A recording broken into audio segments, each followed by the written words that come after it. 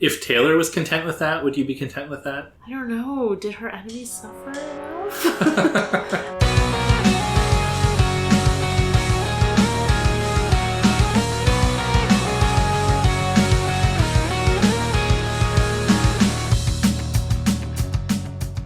Welcome to Inchworm, the podcast in which we're inching through worm. I'm Jenny. And I'm Ted. This time we read the worst chapter. It was so horrible. This is chapter 5.4. No offense to the writing. It wasn't badly done, but it was full of horror. Yeah.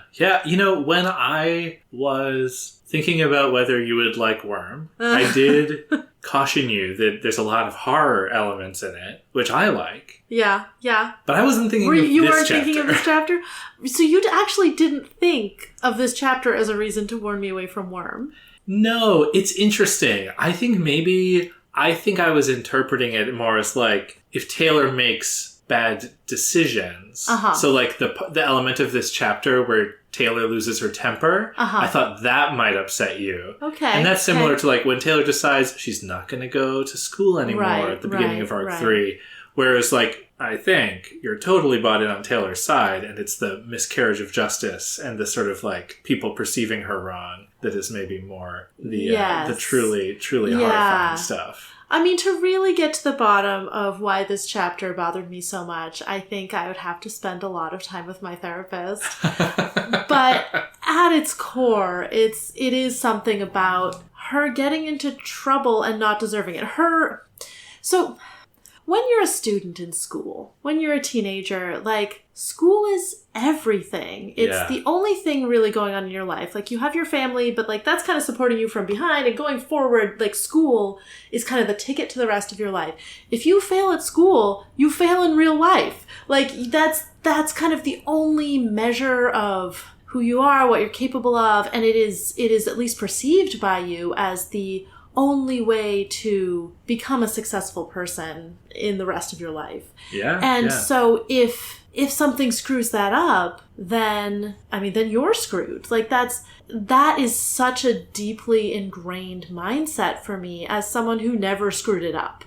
Like, I was very careful to never screw it up through all of my schooling, and that fear of, Taylor has done, like, actually nothing wrong in the school sphere. Say what you want about her supervillainy. Like, she has been bullied and is being made miserable and is being screwed over by the system for it. Yeah. And this sense of, like, she is in trouble. Things are going to be made worse for her. There is this miscarriage of justice. Like, she is in trouble in the only sphere of life that is essential, like, that matters for a teen going to school. Yeah. And the broader villain stuff of the story, some of it has been stressful, but, like, doesn't get me in the same way, because of course it's not something I've experienced in real life. Right. Like, this school stuff is so grounded and is so harrowing, and they're such assholes. Like, this thing where, like, I will summarize the chapter, but just sort of Cliff Notes version. Taylor goes into this meeting with the school authorities and her bullies and their parents, and basically just, like, partially it's getting manipulated, and, like, the school authorities getting manipulated by Emma's dad. Partially it's just the school authorities don't really know how to solve the problem, and so they want to pretend it's not a serious problem. Yeah. And it's just so awful watching them belittle her, watching them push her problems aside, watching them make excuses for why they can't help her, why they have to, maybe they'll punish these girls a little bit, but not actually do anything to solve the problem. Yeah. And there's no recourse for her. Like, she's a student, she doesn't have any power. They're the adults, they have all the power. Her dad tries to stand up for her, but they're basically blackmailed by Emma's family. We're like, well, we'll take you to court over the assault, and maybe we won't win, but who wins? It's the one with the more money, and you don't have more money. So it's not exactly bureaucracy that's shoving them into a corner, but it's like these agents of this school system who just don't care enough and want to find a way out of this that lets them not have to go to too much trouble and still feel like decent people. Yeah. I mean, you're absolutely right that the school is this totalizing environment for Taylor. It's everything. And in this situation, the scene kind of has the format of a courtroom scene a little bit. Yeah. And they kind of like, Danny lampshades it for us because Alan's trying to use a lot of like lawyery tricks. And Danny's like, this isn't a courtroom. We all know these girls have been bullying Taylor, right? So, but it has still that kind of format of a courtroom scene. Taylor brings evidence, which is dismissed. But it's a mockery of justice. And it's not a courtroom in the sense that, like, legal standards shouldn't apply, which we can talk about. But it's also not a courtroom in the sense that pretty much the principal can do whatever she wants. Like, there probably is a policy, but, like, at the end of the day, I think the school administration has a ton of latitude. Oh, yeah. In situations like this. And Taylor has no cards to play other than what she brings into the room. Yeah. And the absence of any hope for justice is and that's a big part of what awful. Got me, I think, is the infuriating lack of justice. Like, you don't expect justice among supervillains. I imagine I will have some similar responses when we see this kind of thing from superheroes. Yeah, well, because you are supposed to get justice from them, and I suspect they will also fall down at it. I'll ask you one thing, and then maybe we can do the summary just to get it out of the way for the sake of our listeners. If you imagine this scene having happened, let's say in a version of the story where Taylor joins the wards but finds that Emma's already there, you know, there's kind of like an equivalent scene. Do you think that the presence of... I think I would be just as horrified, actually. Yeah, so the presence of the capes. But I don't think it would neutralize it. That's a great point. But with the supervillains jockeying for power and the kind of presumption of amorality or evil... Right, there's nothing to be broken there. Yeah. So that's a really interesting thing to think about and dig into more. Yeah. Because it is sort of if she is villainized by the good guys, she kind of has nowhere to go because she doesn't want to retreat from society and become a supervillain. She wants to be a hero. She wants to lead a life inside the law, basically. Yeah. And so if the quote-unquote good guys won't actually listen to her innocence, to her need for help from these people who are victimizing her, then where can she go? Yeah. She's very righteous, and she cares a lot about and believes in justice. Yeah. And faced with this, it's probably going to be radicalizing. I mean, she already knew this was how it would go, though. That's true. This is not disillusioning for her. Like, I think she went in with some measure of hope, but she never wanted this meeting because she kind of knew it would go down this way. That's true. But she thinks that if she were doing this at Acadia High, it would go better. Yeah. She thinks that her school is really failing at this, but there are institutions that would be doing better. She might be right about that, but I suspect she will be disillusioned in at least some of them in this school. Like, I don't think it's like a rule of the world that all institutions fail. Oh, yeah. I would not say that as a person, but I do think that Taylor will see failures of institutions where she doesn't expect them. Yeah. And to your point, I think radicalizing, it has the potential for that, but it's definitely not like she's going to give up on her dreams of being a superhero because of her school being so terrible. I do think it's like one more...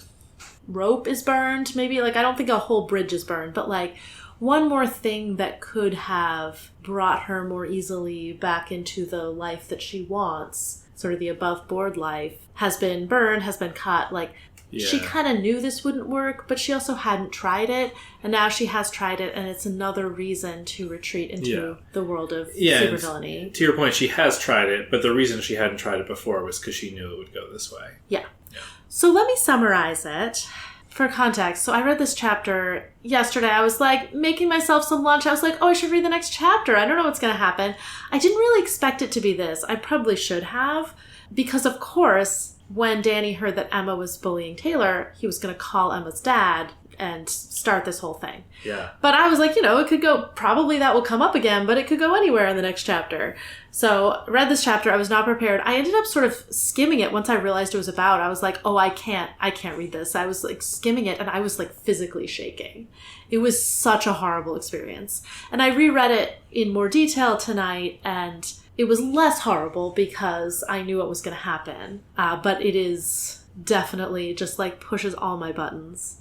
All right, so we start with Taylor sitting in the principal's office waiting for a meeting to begin. Yep. She's annoyed because they told her to be here at a certain time. It's half an hour later. Finally, Sophia shows up. They all go into this meeting. The principal is there, sort of presiding over it. A bunch of Taylor's teachers are there. Maybe all of Taylor's teachers are there. The 3 bullies are there with, Emma's dad is there, Madison's parents, and Sophia's, Taylor thinks it isn't her mom, but some kind of guardian. So they start talking about what happened. The principal kind of turns to Taylor and is like, so? And Taylor's like, what, am I supposed to have had, prepared something on zero notice?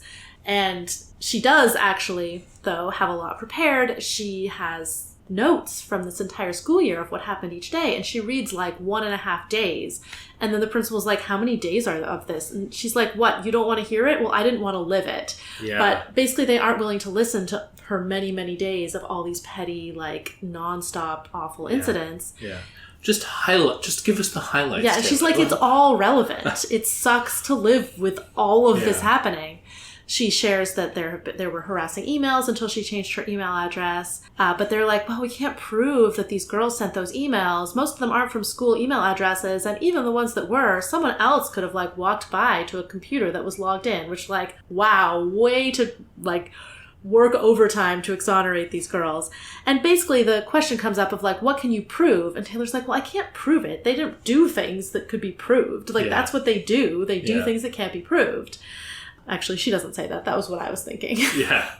But basically, they aren't willing to listen in detail. And they're kind of like, well, okay, clearly something is happening, but you're probably exaggerating. And they do pretty much outright say, when someone is being victimized, it's possible to embellish events or to see harassment where there is none.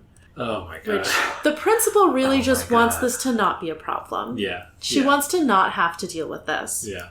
Then Alan, as Emma's dad, tries to go back to you still can't prove it. And that's when Taylor's dad, who actually does great in this meeting, he doesn't have the power to make what he wants to have happen, but he really stands up for Taylor well. And I think he shuts Alan down well, to some extent, as well as he can. Alan's like, you haven't proven it. And Danny's like, Alan, this isn't a court. Everyone at this table knows what these girls have done. Yeah. And Alan's like, well, she's probably just sensitive because of her mom's death. And Taylor pushes all her evidence off the table and says, don't go there. Prove it. You're at least that human. And Emma smirks and then hides her smirk behind her hands. So Alan is like, okay, what do you want? What would make you walk away from this table happy? And Taylor says, transfer me to Acadia High. And they're like, what, you don't want these girls expelled? And Taylor's like, no, then they'd get to go to Acadia High. I would like them to be punished more. I would like them to be given in-school suspension for the rest of the year and to not be able to do any extracurriculars or events. But I would rather they not get any punishment than they get the 2 week suspension that is suggested. Because that's just outside a vacation. Of school. It's just and they a have vacation. nothing better to do than come up with ways to bully each Yeah, other. seriously. Or if they're expelled, she doesn't want that either. And the teacher's like, well, if they miss 2 months of school, they would be too behind in their classes, so we can't do that. We don't have the personnel to supervise in-school suspension. So I think 2 weeks out of school suspension. And she's like, I just said I didn't want that. All I want is to be transferred. And the principal's like, well, I don't have that power. Taylor's like, what if I said I was going to bring a knife to school? Would you at least expel me? And her dad kind of hugs her to his chest so she can't keep talking. Yeah. Which is smart and also sweet. And that's when Danny's like, well, I have a friend in the media. Maybe I should take this to them. And Alan's like, I hope it won't come to that because, we could take you to court for the assault on Emma, the slap. And Danny's like, well, that wouldn't stick. There are so many extenuating circumstances. And Alan's like, yeah, but you remember what I used to say when our families used to have dinner together about how most cases were resolved. And Danny says, decided by who ran out of money first. She's like, wow, what a dickhead.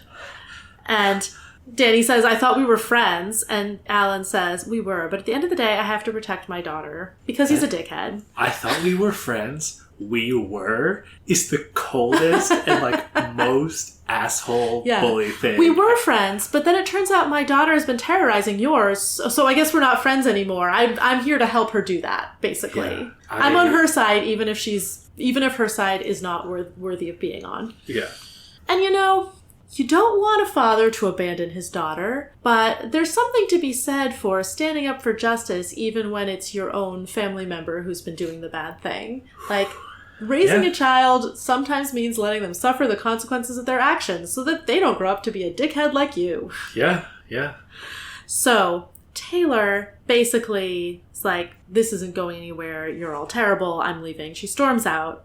And Danny follows her out and says, let's go home. And she says, no, I need to get gone. I will be home for dinner. And he says, stop. I want you to know I love you. This is far from over, and I'll be waiting for you when you come home. Don't give up, and don't do anything reckless. Which is a really interesting thing for him to say. And I'm curious about how much he knows or suspects about what she's been up to lately. Mm-hmm. Yeah, so Taylor leaves, pulls out her burner phone, calls Lisa. Lisa apparently knew about the meeting. Says, how did it go? And Taylor can't even answer. Lisa's like, what do you need? I want to hit someone, Taylor says. And Lisa tells her how they're gearing up for a raid on the ABB. For complicated reasons that Lisa doesn't go into, the teams are kind of splitting up and recombining, and Bitch is supposed to go with 2 members of the Travelers, some of Fault Line's crew, and probably some of Empire 88.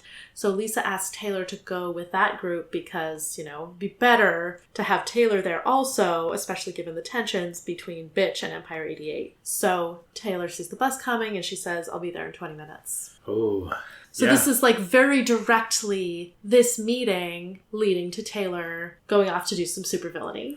Yes. Yeah, just like a really nice microcosm of, because the school is completely failing her, falling down on the job, abdicating their charge of justice. Yeah. She is going off to fight alongside some supervillains. Yeah. And she's not like going off to commit horrible crimes. She's going off to help stem this other supervillain group that's been terrorizing the city. Right. But she's doing it arm in arm with a bunch of other villains, including some Nazis. Yeah. It's funny. I mean, I have so much to say. I just want to recognize your feelings about the chapter. And you're not alone. There's someone in the Discord who changed their handle to Hasn't Read Worm, but who has been listening. And they actually mentioned, I was, reading Worm, and then I dropped off because of this one scene, and then put in spoilers. Yeah. Like it was too real and it's too close to stuff I was going through. Yeah. And yeah, absolutely. It's miscarriage of justice by the authorities who kind of control your livelihood and your well-being is just horrific. Yeah. And any miscarriage of justice is very infuriating to read about and experience. Yeah. And I think, for me at least, there's something so true to life, as bad as that is, about all of the people in this scene. And kind of, it's just there's so many little ways in which they're kind of letting themselves and Taylor and each other down. They don't have the budget to deal with problems as well as they'd like to. And they're probably all overworked and harried. And they don't have a good solution to this because it's a hard kind of problem to solve. Yeah. And so they're like, well, let's see how we can talk it down in our minds into something that's not really that big a problem. You're probably exaggerating, Taylor, despite you having detailed notes for every day of this year about the things they did to you. Those are probably embellishments somehow. That embellishments line is so... I was all caps notes. I mean, that's why they couldn't listen to all the list of all the things, because when you listen to it, it's harder to believe that it's embellishment, because every day she wrote down all these things they did to her. Yeah. I wanted to also say, the chapter is really, I think, effectively written as well. You get this opening, just even the opening anecdote of, we'd been waiting. You're thrown into this situation, and you don't quite understand what's happening for a page or two. You get the suspense and, dread building. And you do get Danny's being great, they're strategizing, but then you just get, escalating betrayals. Yeah. Right? Every single person in that room betrays or fails Taylor. Yeah. Mr. Gladly. We'll talk about him. I mean, maybe just to say how bad he is. But Alan, you don't know at the beginning of the scene that he's exactly like his daughter, right? You don't know coming into this, you know that he's threatening. Danny builds him up as he's an intimidating lawyer, but I wouldn't say he's exactly like his daughter. I don't think we see that. Oh, I mean, I think we do. I don't think so, because I don't think he's taking joy in destroying Taylor. I think he is scared for his daughter and is being an asshole protecting her. It's he's willing to completely ignore justice justice in order to protect Emma. But that's not really, like, that's just totally different from Emma's MO. Like, she is vicious and wants to destroy Taylor for no reason. Alan has a reason. Alan wants to protect Emma, and that's just, it doesn't seem to me to have a lot in common with Emma's thing. Oh, yeah. So I think what damns Alan is when he says, your list would mean something if you could back it up with evidence, Alan wryly commented. And if it wasn't all over the floor. I mean, no, I agree. He's being an asshole. Yeah. But I think he's also a bully. that's also a strategy. He's not as... He is also a bully. He's a bully in ways that serve him more directly than Emma's bullying. Yeah, you're right that he might be more intentional about his bullying, or it might be more motivated. I think that is a good observation. And it could almost be like a generational thing where, like, Alan's a bully, but maybe it was a sort of an adaptive behavior, and like he makes him effective at his job. And Emma's a bully for no reason. Yeah. Right? Like, wait, now I'm thinking Alan is a bully because it benefits him. Bullying is strategic for him. It is something he does to win cases. Like this, if it wasn't on the floor. Like, that sounds like the kind of line he'd pull out in the courtroom to just, like, make his opponent seem, weak and pathetic. Yeah. I'm now wondering, because we have seen Emma be very strategic in her bullying of Taylor. What we're missing is sort of the larger strategic piece of why is she bullying Taylor in the first place? Her dad bullies people because it wins him court cases, or it wins him sort of these unofficial situations like this meeting where he wants to protect his daughter. What is Emma gaining? And this has sort of been the question the whole time, like, why is Emma so intent on hurting Taylor? Is it just that Taylor is someone she can hurt? Or is there actually a reason? Maybe it's short-sighted to say there should be a reason. And maybe she does just enjoy torturing people, and Taylor is someone she knows well and so knew how to torture. But I feel like this insight into Alan, that he is a bully, just like Emma's a bully. He's a bully for a reason. Does that mean Emma's a bully for a reason? Yeah. And what could it be? I completely agree with you that that's a very intriguing question. And maybe there's not really an answer to it. Like, I've been so curious about this Emma thing for so long, and I would be so disappointed if it turns out, nope, she just sucks as a person. I really want there to be something else there, but, we don't know if there is. At the very least, I would hope that we get enough insight into her interiority to know that it's that. Sort of, I hope that we get more closure. Exactly. We get some kind of closure into what her deal is, even if it's not. I don't necessarily need to sign up for the sympathetic Emma origin story arc, right? Like, that could be like a far thing. Or it could just be we learn, yes, at the end of the day, she's kind of intentionally being a bad person, bad personality type of thing. There's a whole range of answers we could get. The sympathetic Emma origin story thing, it's kind of like with Purity, right? Like... Maybe Purity was like, you can kind of understand why, this cute guy, and maybe she hadn't really thought about racial issues. She was in a cult. Yeah. Even if it's completely understandable, even if you can't blame her for joining Empire 88, which is debatable, does it matter at the end of the day? Like, that doesn't, necessarily... We got a day and a half of stuff that Emma was behind, and it was... Right, and we know the worst thing that she did to Taylor this year. Yeah. We've heard her directly telling Taylor that she wants to make her miserable, basically. Yeah. Yeah, so even if we get the sympathetic Emma origin story, I don't think it can cancel out or justify, or I will be extremely impressed, just like incredibly impressed, if it manages to make me be like, oh yeah, okay, I understand why Emma did that. Oh, she's not that bad. Yeah. Like, yeah. That would be such a feat of backstory. Wow. I kind of want that to happen now, just because that would be so amazing. Yeah, I mean, huge if true. Huge if true. Exactly. I can't imagine what it would be. So, since we were talking about Alan, yeah, I am going to level an accusation at him. Okay. It's even worse. I think he brought up Taylor's mom intentional. To bother Taylor? To bother Taylor. The thing, because what he says is... Of course she's exaggerating. She's oversensitive. The loss of her mother. Yeah. Taylor has an immediate reaction. Emma is so smug when that moment happens. And what we know about Alan is that he came into this meeting. Basically what he did, he got a call from Danny. He immediately got an ace up his sleeve where he got a witness statement from Shadowstalker saying Taylor was going to start a riot. Like, so cop brain, by the way, Shadowstalker. Yeah. Shadowstalker, one of the worst. So, and then he gets his basically blackmail ace in the hole. Like, with this evidence, I will be able to, you know, drag out a long court case against the Hebert household. And then he immediately forces the confrontation before they have any time to prepare or get other evidence or like do anything like that, right? He's like, so tomorrow. He's like, I have my winning ticket. I'm going to immediately escalate this to a confrontation that I know that I can win, right?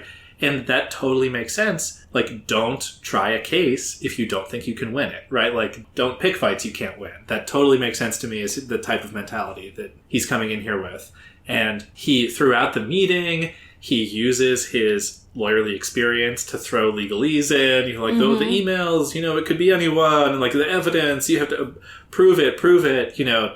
I said before, I suspect the school has a lot of discretion. I wouldn't be surprised if Alan had a backup plan of threatening to sue the school if the principal was starting to, you know, turn Taylor's way. But what that says to me about the level to which they came into the room knowing that they would win is that he probably asked Emma, like, hey, so what's been going on? And, you know, Taylor's going to say some tough stuff about you. Like, have anything I could use? And Emma's like, well, you know what? She's really upset about, you know, this thing with her mom. And that's a sore spot. And she's got a short fuse or whatever, right? Yeah. Like, the two of them strategizing how to destroy someone. Yeah, we saw Taylor and Danny strategize a little in this chapter. I would not put it beneath Alan that definitely not. He came into this meeting knowing that he could throw that at Taylor. Yeah. You know, how do you make your witness break down, right? Like, this is something that I bet he's good at, and I think he had no hesitation about using it. Again, more instrumentally than Emma uses it, but I think that... Well, she's still a child. She's still learning. Exactly.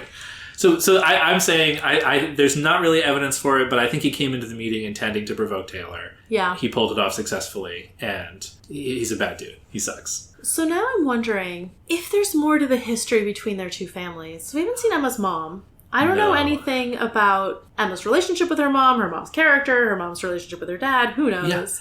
Yeah. Danny and Alan had totally normal small talk last chapter. Yeah. I was looking for something because I knew how awful Alan was. And I was like, I think I talked about it a little bit last chapter. But like, there was nothing there to be like subtext about them not getting along, right? So it's just, this is a total demolition of their bromance. That's not what I'm wondering, though. What I'm wondering is there any history between Emma's dad and Taylor's mom? Like, Taylor's mom died in a car crash because she was texting, or did she? Like, probably. I mean, we weren't there. Yeah. If there's something more convoluted that happened between their families, anything like that, that might explain why Emma hates Taylor. Yeah, I like what you're thinking. I don't really have a solid thing there, but I'm wondering if there's anything in that direction. Yeah. Yeah. Good theory.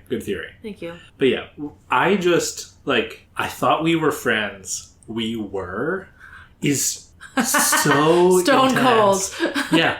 Like, I really want to know, like, the backstory. Like, I feel like there's just so much there. Like, it doesn't really matter in the scene. It's just a fun way of kind of escalating things. But, like, just this brief 2-point arc of, like, oh yeah, we're old buddies catching up to, like, we're no longer friends. I just hope that I'm never the kind of parent who, when my kid is accused of something, thinks first about how I can protect them of the accusation, rather than whether it's true, what that means about who my kid is and what they've been up to, how I can teach my kid to do better. Like, this sort of like, okay, we have to attack the people who are accusing you. Like, that's the most important thing. Yeah. It's just such a toxic mindset. And Taylor is the one who brings up, hey, this meeting kind of reminds me of the villain meeting. You know, like, we're all, careful about who's sitting next to who, and we're all playing for the advantage. Absolutely, Taylor's doing that. Absolutely, Alan's doing that. Mm-hmm.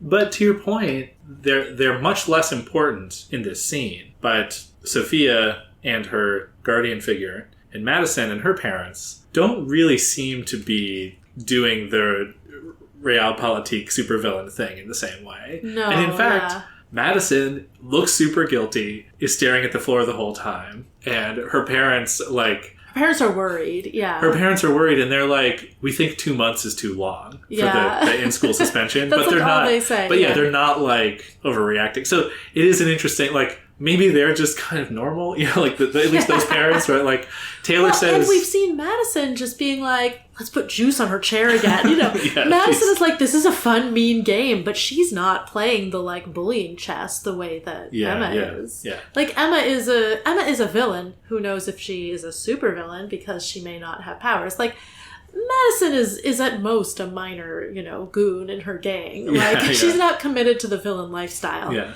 Emma is going to be a, you know, at best, a within-the-law villain her entire life, the way it seems like maybe her dad has been. Yeah. Like someone who's like, well, you know, the person who wins the law case is the person who, you know, has the most money. Yeah. And who cares about justice, that kind of thing. I mean, he's a divorce attorney, so it's not like he's dealing with criminal justice, but yeah, it's, he's a licit bully. Right.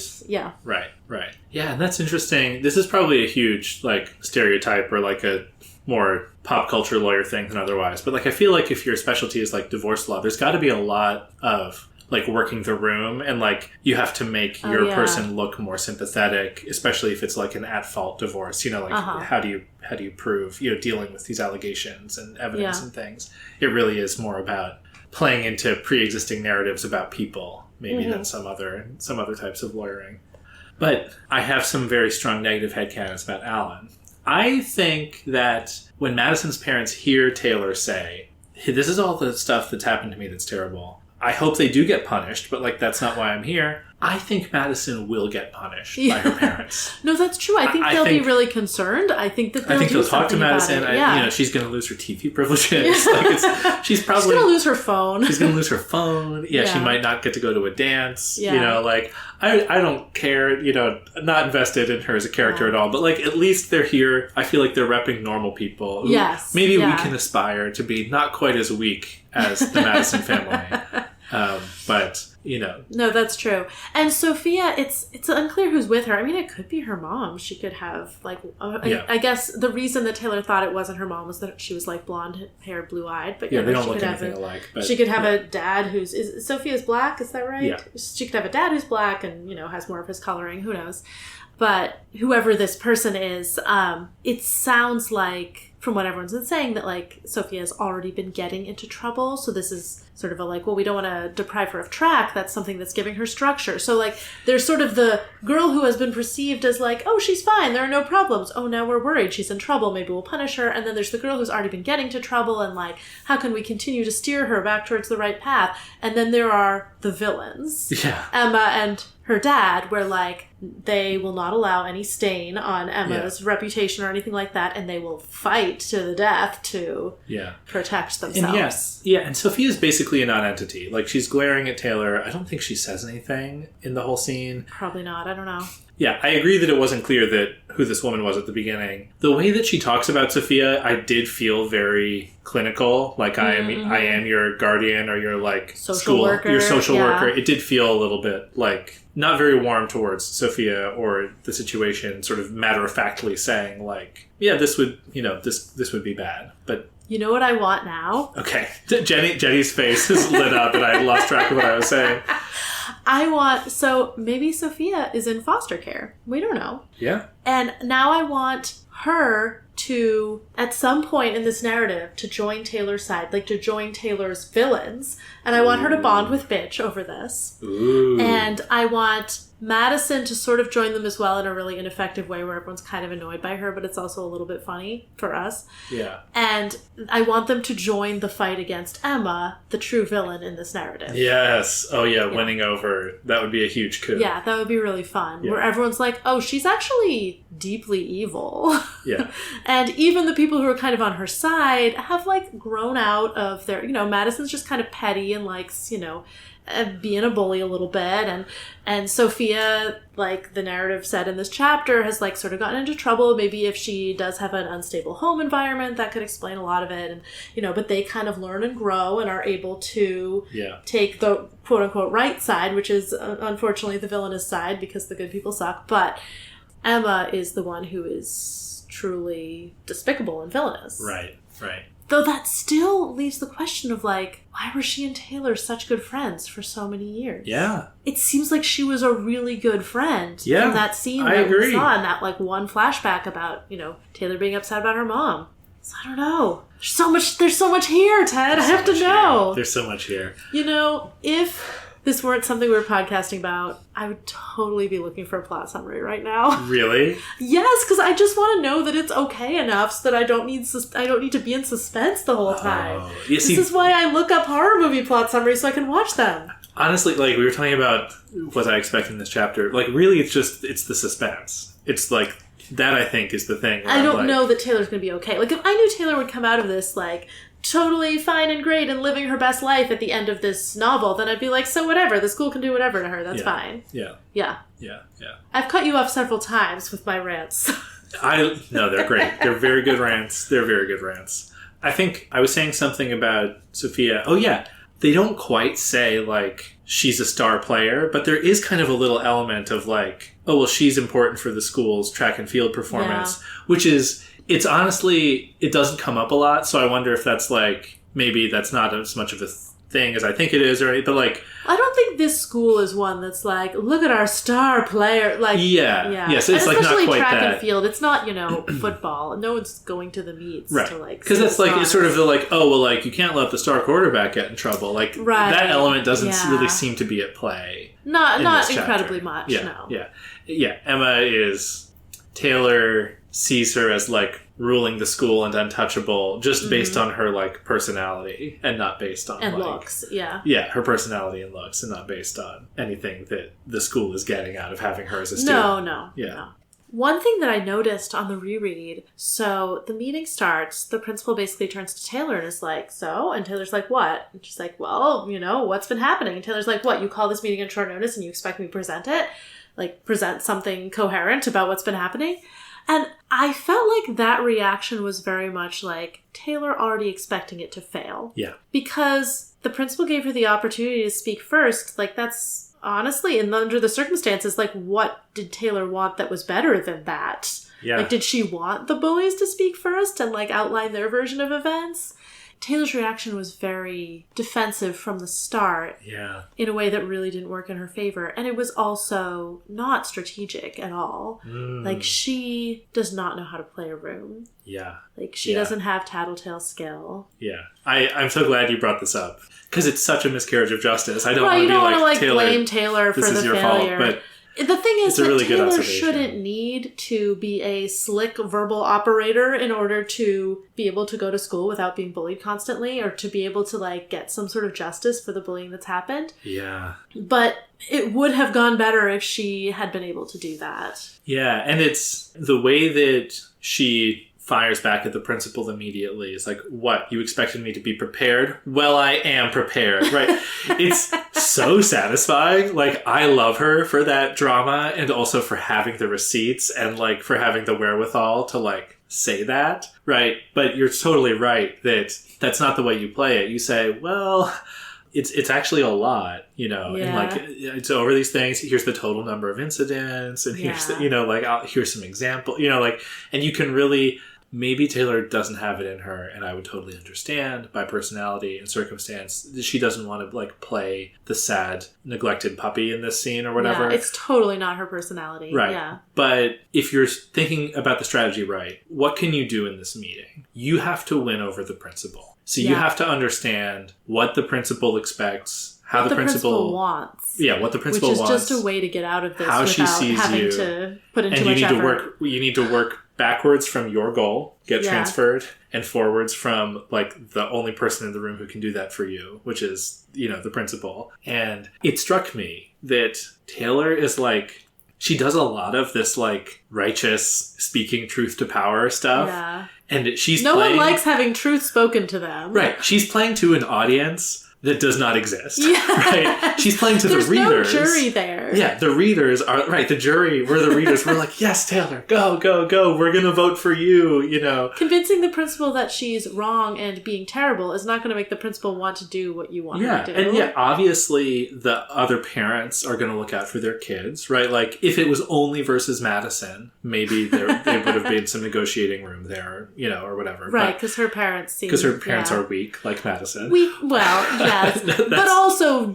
perhaps semi-decent. Right. But in the context of discipline, I don't think the teachers aren't going to override the principal, right? Like, it really is just about, you know, Danny's already on her side, right? It's really just about convincing this one woman to get what you want. Yeah. And the defensiveness is tough. Her negotiation strategy of, you have to transfer me. Like, she has exactly one rung on the negotiation ladder. It's all she wants. And she, in her mind, it seems like there's no compromise position or, like, other things. So, like, in a negotiation, you want to start somewhere a little further so that what you want can be the compromise. Or, you know, if you have a micromanager at work who really wants to be involved but doesn't have the expertise, you know, or good taste to make the right decision, the best way to deal with that kind of person is you say, okay, well, we have option A and we have option B, which is clearly worse. And then the person can say, A, B, okay, I choose A. And then you can be like, wow, great choice. Great choice. It's like, Taylor she just says, you have to transfer me. That's it. Yeah. You can't do it. You can't do it. Like, why won't you do it? You know, it's very, it's very like my way or the highway. And I don't know that she could have won with better strategy for sure, but connecting it to some of her feelings, right? She's so emotionally invested in her evidence. She's so emotionally invested in wanting to get up on the soapbox and have people bear witness. It's that moment she was denied in the mall where she turns to Danny and says, you want to know why I slapped her? And Chatterstalker cuts her off. Yeah. And she has these anxious thoughts early on in the chapter, worried this wouldn't go the way I hoped, worried I'd find some way to fuck it up. Yeah. Her expectations are rock bottom. She doesn't think she's going to win. She maybe hopes it a little bit. Yeah. But it's, again, without blaming Taylor, it's very self-fulfilling prophecy, right? I think that her attitude, combined with how formidable her opponents are, basically meant she had no chance, right? Like, she was right to think that this meeting was rigged, but she acted in such a way that if it hadn't been rigged, she probably wouldn't have gotten the good outcome either.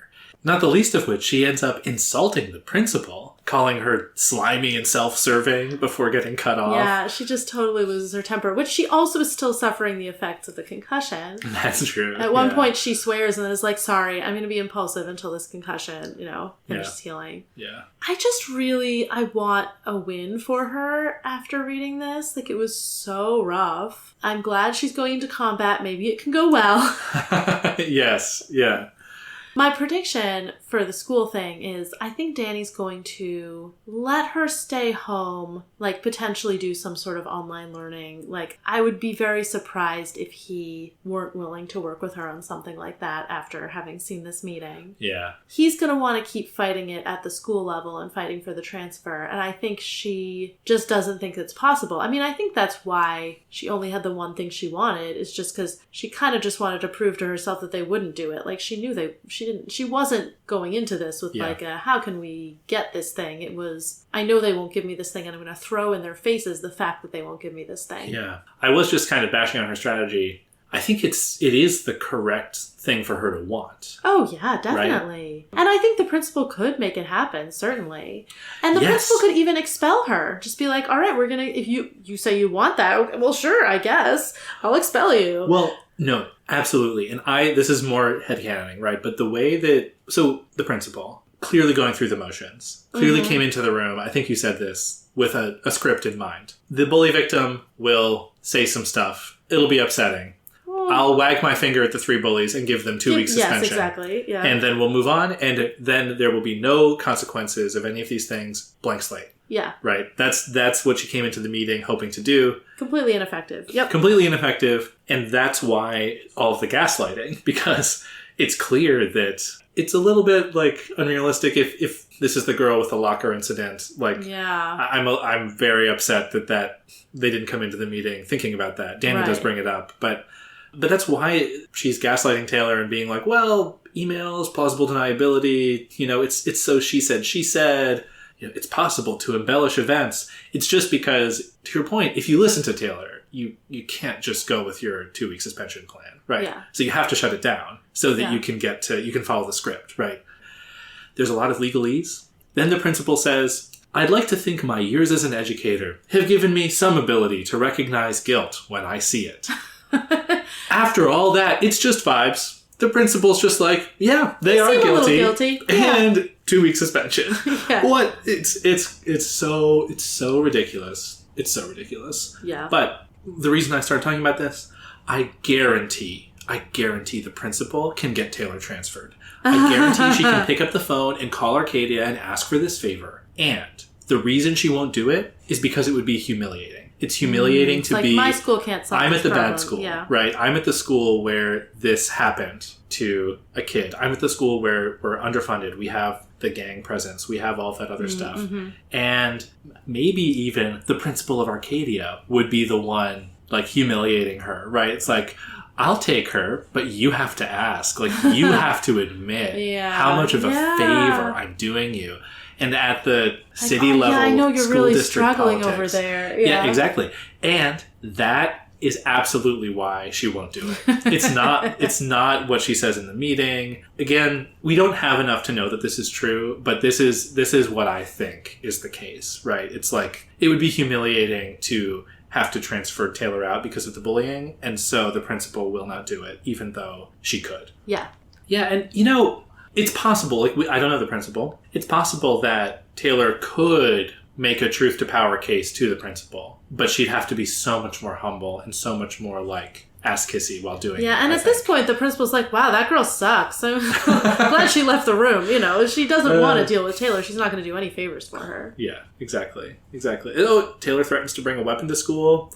It's instantly, like, you say that to administrator. Well, like, maybe she'll get expelled. That would be great. No, of course. But I'm just saying, like, person who's supposed to be in charge of the school, like, you can't make jokes like that and expect them to like you. Yeah. That's true. This is all awful and I hate it. Yeah. I want Emma and her dad to be killed by supervillains, and I want Taylor to be awesome and happy forever. I also want these things. I will say, Taylor threatens to bring a weapon to school. I'd like to point out, point of order. Taylor is a weapon? Is a weapon. She has been bringing a weapon to school. Yeah. She really wants to use the weapon. Yeah. That's another great thing of building tension in the scene, is she starts to get that buzzing sensation, and she talks about how the swarm is gathering even though she didn't ask them to. She has to consciously send it away. They're responding to her stress. Yeah. Taylor's so good. Alan is lucky he's not dead right now. Right? He could have gotten full clock blockered. Right? Yes. Like, this chapter is a supervillain origin story, right? Like, the bullied teen goes carry on the school. But she's not. Yeah, but she's not. She's not a villain. She does want to hit something, but she does not want to. She will not use her power except on supervillains. Yeah. And heroes when she's pretending to be a supervillain and it's a life and death situation and nobody dies. long rider on that one. Yeah, it's a great reminder of who Taylor is, deep down. So, we probably have other things to say about this chapter. I want to hear that I won't have to live through a chapter as horrible as this for at least a little while. Should I look up the Worm chapter synopses? But you have to figure out which one specifically would be extra painful for Jenny. All right. I'm going to look ahead. Okay. And I'm going to tell you the next one that might be super painful. Okay. Not in super specifics, but... I guess it's not quite so much I want to know that there won't be any chapters that are painful like this for a while. It's more I want to be able to feel better about Taylor and how she is being treated by the world and the narrative for a little while. And ideally I would like that to last forever, but I recognize that there are peaks and valleys in stories. Yes. It's funny, I love writing stories where characters are in, seemingly unrequited love for ages. They're in romantic anguish. And I like that to last forever, and for them to think it's just never going to get better, it's never going to be okay. But of course, you're reading a love story, so it is going to end well. And this kind of tension I absolutely hate. Because, I kind of assume Taylor's our protagonist. Probably the narrative isn't going to, like, completely screw her over and just, like, make her miserable forever by the end of it. But I just don't know. I don't know for sure. Maybe we're reading a tragedy that everyone's like, but it's a really satisfying tragedy. And the tension of not knowing is... I hate that. The unbearable part. Yeah. I'm perfectly fine with tension and agony if I know it's going to end well. Yeah. But I don't know. Because I know this is not like a pure happy ending situation in this book. Yeah. And so it's possible that Taylor ends up a pariah, but like goes and lives happily in some hut somewhere with her bugs. And like we just have to be content with that. Yeah, yeah. If Taylor was content with that, would you be content with that? I don't know. Did her enemies suffer enough? Emma has to go down. Yeah. Without getting into spoilers, one... Looking ahead, thinking about things that... Like, I definitely... If I'd been looking at a list of chapters, I would have been like, Jenny would hate this one. Right? Okay. It's good Looking to know. ahead, we're talking, like, at least a dozen, probably more chapters before there's another point that is remotely sort of similar. Okay. Is it going to be as bad a chapter as this one? I don't think so. Okay. I'd have to reread it. I don't know that there's anything that's as bad as this one in this specific way. Right, in the specific Jenny torturing way, yeah. Yeah. I do think that Wildbow is good at pushing these buttons. Yeah. And is good at creating this kind of tension and all other sorts and kinds of tension. What I will say, and maybe the listeners can chime in if this seems unfair, is I think there are definitely peaks and valleys, but you will often get a scene like the one at the end of Arc 4 where, it's a peak in the context of there's a lot of stuff that's sort of spiraling out of control in the background, or like, but we're happy together on a couch. Right. You'll get like a moment like that, but it's balanced with something else. Or... I mean, it's like the way Taylor feels about things and the circumstances are often in tension, or like, there are different elements, and there are points of resolution along the way. Yeah. But there are some really large stretches of you're waiting and hoping to catch a breath narratively. Yeah. Without saying whether it's like high or low or anything, like Taylor's getting some wins and losses along the way, but you're kind of like, this is getting tenser and tenser, and like, how is it just escalating and not giving us a break? That kind of thing, I think it will be hard for me to read one chapter at a time and not be able to continue, but that is less likely. Like the kind of tension we had in Arc 4 with like Bakuto chasing them down, like that was... in a way, like, painful that I couldn't keep reading, but, like, I wasn't ending those chapters, like, shaking and horrified. Like, it's just a very different feeling. Yeah. And I think the powerlessness of this is just brutal. Like, so hard to read. Like, yeah. Taylor powerless against, like, really bad people is just really tough. Yeah.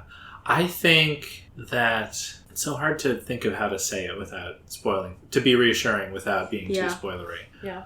I think that one of the things that Wildbow is so good at is writing Taylor into a corner. And in some ways, this, I think, is an example of writing Taylor into a corner, right? Everything breaks against her. Yeah. Right. And in this chapter, you get the escape hatch of like, well, she's going to go do supervillainy and feel great about it because she just wants to get violent, right? Like, that's how the chapter implies where things are going, right? Yeah. Wildbow's really good at creating that tension, creating those low points and stuff like that. But I think part of what he wants to do in the context of a story with a superpowered person in it is say like, well, how can she overcome that? How can she get through that? Yeah. And that doesn't mean it's always a clean victory, to my point about the last chapter. Because that would be boring. Yeah. Yeah, and it doesn't always mean that there aren't consequences for her. It doesn't always mean... And it's also a very long story, so like, I don't want to... She can't win in Arc 5, Yeah. Right, like if something bad happens in a couple of arcs, I don't want to say like, it will definitely get good by the end of the story, because part of it is like, well, does it play out over a couple of arcs? Does it play out over 10 arcs? Right? There are different things, but We're not watching a project of Taylor getting ground into the dust here. This is not Drag Me to Hell, one of the very few horror movies I made Ted turn off while we were watching, which was just like, this girl's life gets destroyed. Yeah. Like, and I think the difference between Worm and Drag Me to Hell is that Drag Me to Hell wants you to laugh at the protagonist and her misery. Yeah. And I think Taylor will be miserable in this story. There will be periods that feel bleak in this story, but we are always in Taylor's point of view, and the narrative... The story isn't at her expense. Yes, the narrative is not at her expense. Yeah. She's our hero villain. Yes. I mean, she's just a hero, to be clear. Yeah, and I want to repeat what I said in episode 0, which is there are so many characters and storylines in Worm by the end of Worm that you can't say that it is a purely like happy or purely tragic ending. But it is definitely like lots of people end up in different places on that spectrum. Yeah. I think that we can return to this question. There are going to be 1, maybe 2 low points for Taylor between now and the end of the calendar year. And if we get there, you will know what the story is about. Okay. And it will be easier to put some of these things into a bigger context. Yeah, okay. Now we have to wait 6 months. Got it. Exactly. Before we move to the end of the episode, I think we should talk a little bit about Danny. I love this man. Yes, Danny has been nothing but wonderful in this story so far. I just flashed to it's a great scene. Spoilers for Buffy, if anyone's still holding out on watching Buffy and intends to. At the end of season 2, her mom finds out that she's the Slayer, and they have a fight about it. And her mom's like, if you walk out of this house now, don't even think about coming back, and really doesn't handle it well. Yeah. And I just think Danny would handle it so much better. Yeah. Finding out about her powers, finding out what she's been doing. I think he'd be very concerned. If they sit down and have a long talk where Taylor tells him everything that she's been doing, he might have different opinions than her about what she's doing, but I don't think he would turn against her. And this is why I have this dream of them allying. I know. Yeah, it's a really nice dream. The end of this, when he's like, wait, I just want you to know, this isn't over. I'm here for you. Don't do anything reckless. I am very curious because he knows she has these new friends. He knows they don't go to this school, I think. Yeah. He's only met Brian and Lisa, who are a couple years older than Taylor. So he knows she's hanging out with older kids. He knows they were in sort of a more dangerous part of town. He doesn't obviously have any idea that they're up to supervillainy, I think.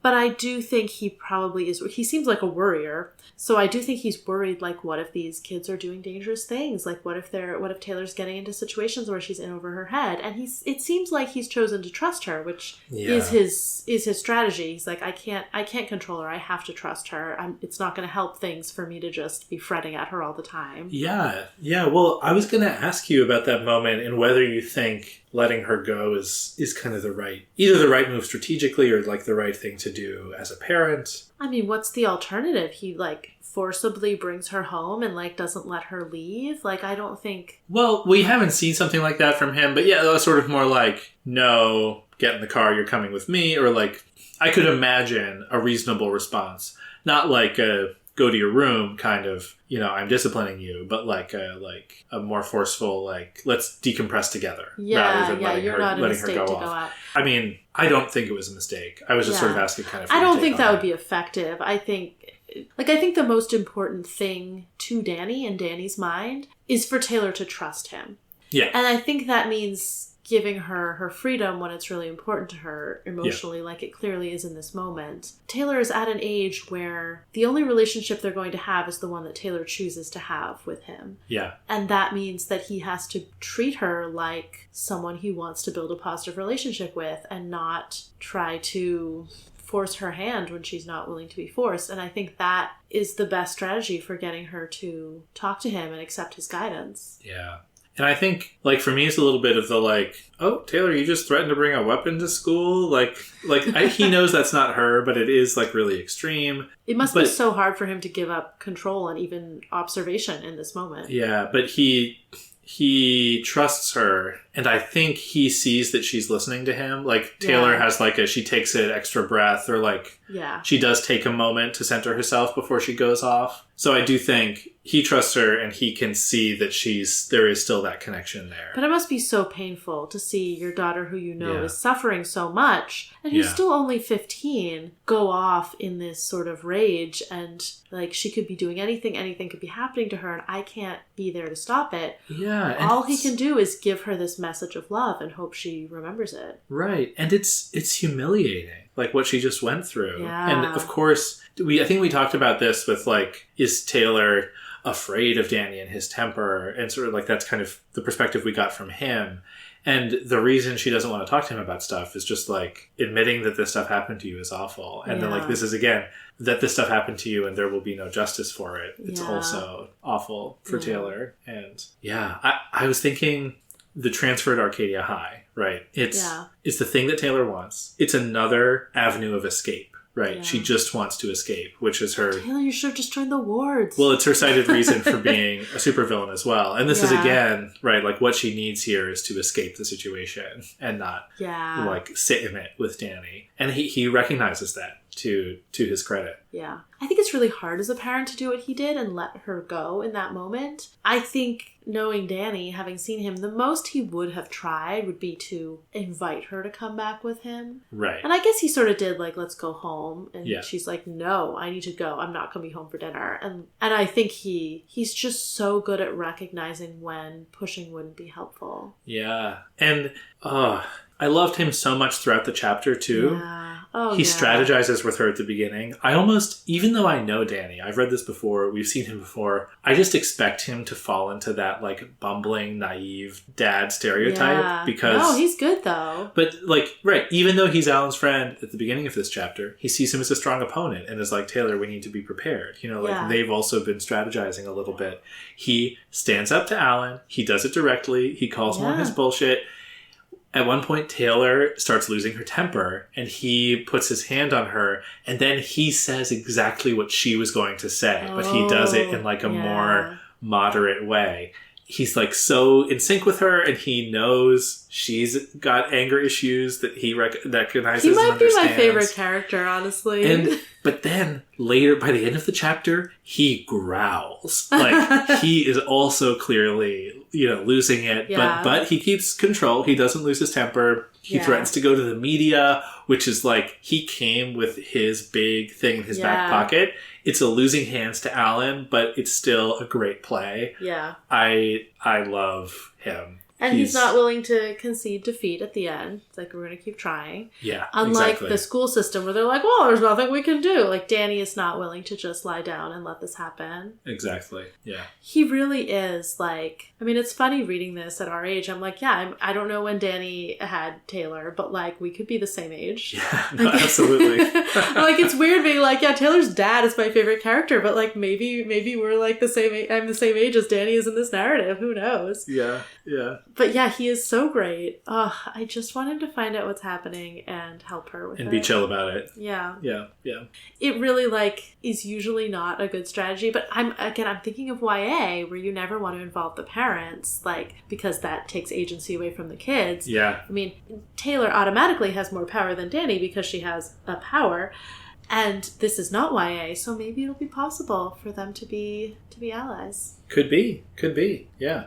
Or if something happens to Danny, Taylor needs to burn the world down. Yeah. Yeah. Yeah. If something can happen to Danny and something can happen to Glory Girl, and Amy and Taylor can get together and burn the world together. I was going to ask, would you accept Worm as a tragedy of that format, where things keep getting worse, but then Taylor ends up winning by, like, burning the world down? I mean, that sounds kind of satisfying. I think so. Because you could say it's a tragedy in some ways, but if maybe from Taylor's perspective it isn't, Here's my pitch for this. Somehow the same enemy defeats both Glory Girl and Danny. No idea why this happened, but Amy is able to use her sort of body modification powers to enhance Taylor's range, so that Taylor can control all the bugs in the world. This is great. Yeah. I really love that this is like a Wild Bow level of like, let's put some weird powers on the team together and see what crazy stuff they could cook up. I mean, I am pretty sure that Amy could alter people's powers. That's fascinating. Yeah. I don't know that we talked about that in Interlude 2. Because she has a brain rule to herself, but that's self-imposed. It's true. Not, right. I was thinking like... We haven't seen any evidence that she could do that, but just the extent of what she was able to do with Taylor's bugs makes me think that it's clearly not just healing. Yeah. So I bet there's some unexplored potential there. It wouldn't surprise me at all if she could alter people's powers, expand them, eliminate them. That's very exciting. Huge if true. Again. Yeah.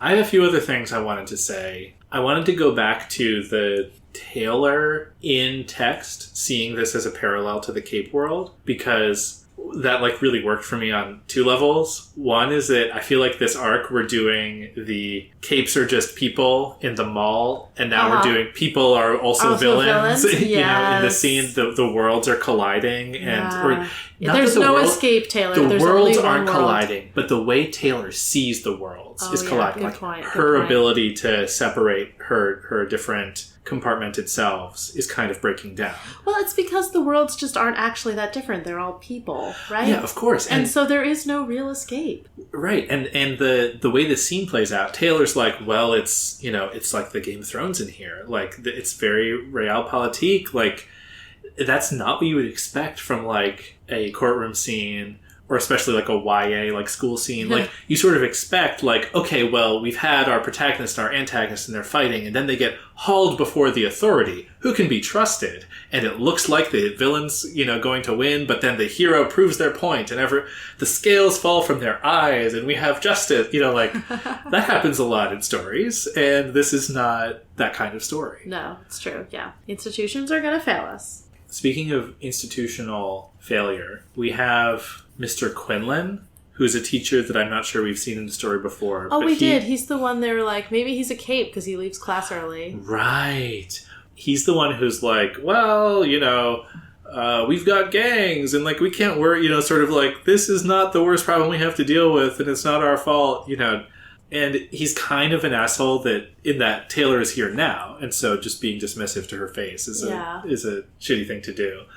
But he's probably right that the school is underfunded, right? And sure. Taylor admits that. The kids are going to slip through the cracks. And so we are telling a story about villains. And obviously, it doesn't happen nearly as badly without Alan Barnes, villain numero uno in this chapter, being so awful. But the school and its institutional systemic failure is also part of the problem. Oh, certainly. There's the tragedy that Taylor has been missing class. She has to confess to Danny, I just want you to know I've missed a few classes because it's going to come up. And then she realizes in the meeting, they don't know. The principal doesn't even know. Yeah. They didn't notice is the implication. Yeah. Right? Like that's how bad the school is doing. Yeah. Right? Is that they're not noticing. Like probably it would get noticed at Arcadia High. Like I believe that. And even that Mr. Quinlan's like, yeah, well, we've got gangs in the school and we got all these other things. It's like, you had bullying so bad it created a supervillain. She wants to be a hero, but like that is directly on the school's failure so far. It is, of course, Emma's fault and Sophia's fault and Madison's fault, but it's also the school's fault for creating the environment that led to that. And they also have no idea of what Taylor can do. Right. Yeah. Yeah. Yeah. School is bad. Oh. Hope she doesn't have to go there anymore. We mentioned Mr. Gladley, but can we have 2 seconds of hate on this guy? Yeah. He blames Taylor. Yeah, he's like, I did see you in the hallway talking to those girls, but you just said you wanted to handle it on your own. So she's like, no, that's not what I said. I said that a meeting like this would be pointless, which it is. I don't know what to say about him, except that he's a pathetic coward of a man. Yeah, we knew that. Yeah. All of our worst fears and suspicions and accusations proven right by his inability to stand up for Taylor in this meeting. One other just tiny little detail that I liked. Taylor continues to be very judgy in her descriptions. And I really liked the principal is not thin. She is narrow. which is a really, really fun She is narrow. way to describe her in sort of a like judgy, you know, I'm not going to say that she's thin because that's like a good coded word or whatever, right? But narrow. I mean, as we know, she is narrow. Is perfect. Oh, we don't ever learn the principal's name, right? No, I don't think we do. That's so funny because Taylor has that whole thing. Taylor yells at the principal for not using her name. Yeah. That's really funny, actually. And very effective, right? Yeah. Probably we would like the principal a little more if we she knew, had a name. Yeah, if we knew her name. Yeah. That's really funny. Yeah, so Taylor makes this point. It's just like, this whole meeting, have you said my name once? That's a thing lawyers do when they want to, like, you know, make the jury not sympathize dehumanize with... their... and say, like, oh, you know, the accused, you know, and not Taylor. Good stuff. All right, so I guess I should predict what happens with this fight. Tattletale was kind of like, probably some of Empire 88 will be there. I assume they'll be there because that's the drama. Yeah. Oh, I love the cute little friendship between Lisa and Taylor. Oh, it was really nice. That Lisa knew in advance. Yeah. It's like the next day, but they like debriefed. Right. And Lisa's like, I wasn't going to tell you about this raid because I knew you were busy with your school thing. But now it seems like you want to fight, so come fight with us. Yeah. I mean, I was also just going to point out, this is another team remix. Last arc we had Taylor and the Undersiders without Bitch. Now it's going to be just Taylor and Bitch and some other people. I'm really excited to see how it goes. Like, I think we'll see more of Bitch. We'll see more of the Travelers. We'll see more of Empire 88, which we could have done without. But, you know, I'm really intrigued by what the team dynamics will be like. Really looking forward to seeing Taylor fight with some bugs again. Because she's really been She hasn't had any since the bank job. She had like no bugs in the last arc. Yeah. So looking forward to some bugs. And I looking forward to a messy fight with the AVP. Yeah. You want a win for Taylor. Yes. What would you want out of the end of this arc in terms of a win for Taylor? Like, do some like wish casting. A couple things. I want her and Bitch to bond. Oh, that's not the kind of win I was thinking you would say, but I really like it. I really want that. And I want her to do really well in this fight and to impress everyone else, like the other villains who are there. Nice. And I want there to be some tangential connection to the school thing where it turns out like one of the Empire 88 people is like on the school board or something like that. Oh, that would be so satisfying. Which would be real messed up in a couple directions. But also not surprising. But yeah, like something that's like, ooh, this is kind of bad to be getting a favor from an Empire 88 person, but also maybe she'll be able to pull some strings. Have some strings to pull of her own. Yeah, that's just kind of what comes to mind. But I do want her to do really well in this fight. Yeah. We've seen her do really well in fights before, so that's not groundbreaking, but I want her to impress these other villains. Yeah. Good. I love it. And maybe she'll finally run into Armsmaster again. All right, I'm going to read you the first sentence of Hive 5.5. Time was short, so Tattletale was in my... DMs. Really forward thinking for 2011, but yeah. Just sliding in. Time was short, so Tattletale was in my... Not sure what that could possibly refer to. What does Taylor have that Tattletale could be in? Her house? Yeah, that's good. Okay, well, like, she's taking the bus, I assume. Taylor did just say that she wasn't going to the loft. Maybe Tattletale's in her room helping her get dressed for this expedition. Next word was room. Okay, great. I figured it out. It took me a while. Well done. But the question is, why? Because they're making out. Time was short, so we had to make out in my room. That would be so unsatisfying. There's been hardly any lead up. You're correct. All right, no makeouts for them yet. I guess we'll find out how it goes. Are there any new villain names? Uy, uy, uy. I don't know that one. Must be new. No, not this chapter. All right, I guess we'll just have to see how it goes next chapter. On Inchworm. Worm is a web serial by J.C. McCrae. You can read Worm at parahumans.wordpress.com and support the author at patreon.com/wildbow. Follow us on Tumblr and Blue Sky at Inchworm Podcast, or find our Discord link and any other updates on inchwormpodcast.com.